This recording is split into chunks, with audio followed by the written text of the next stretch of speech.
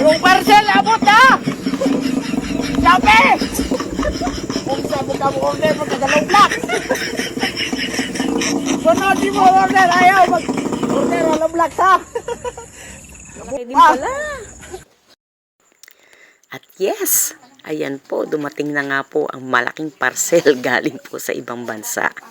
Ayan, tuwan-tuwa po kami at excited po at inabangan po talaga namin ang pagdating ng aming parcel na yan.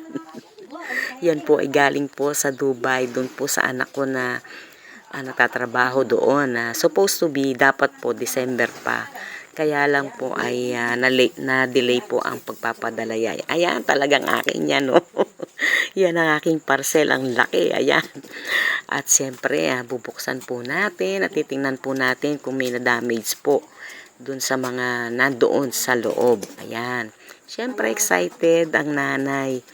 Dahil po yan po ay pinaghirapan po ng aking anak na nandoon sa ibang bansa po. Ayan. Ayan, unti-unti po nating buksan at talaga pong excited po. At ang na-cover ko lang po dito sa video ito ay kaunti lamang po dahil napakahaba po ng video. Hindi ko po nakalkal ng maayos. Ayan, papakita ko lang, silip lang at abangan nyo yung susunod na kabanata.